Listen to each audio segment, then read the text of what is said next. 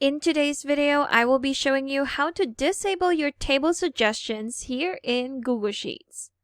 So if you're working on a spreadsheet and you have some data that are almost in table format, but you don't want it in table format.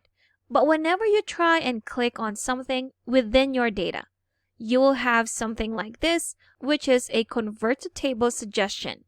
Now, whenever you're working on a data, Google Sheets does detect that if you want it converted into a table, it will suggest it. But if you don't want to see this, one of the things that you can do would be to close it off and just reject that suggestion. Let's go ahead and do that.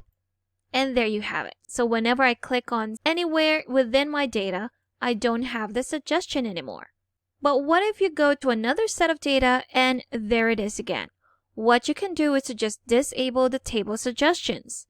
We can do this in two methods. The first one would be to click on this three-dotted line right here, which will tell you more options. If we click on it, here we have the options of disabling the table suggestions, learn more about the table suggestions, and send a feedback. So we are just going to select the first selection right here. There you have it, and now we've disabled the table suggestion entirely, so if we have another data set, it won't suggest that anymore. Another way to disable your table suggestions would be to go to Tools right here in the menu bar and select Suggestion Controls. So one of the options would be to enable your table suggestions.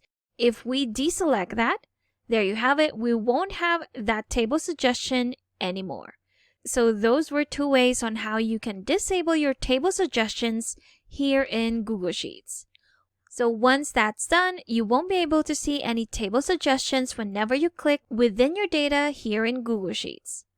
Thank you for watching this quick tutorial. Make sure to subscribe for more helpful videos, and I will see you in the next one.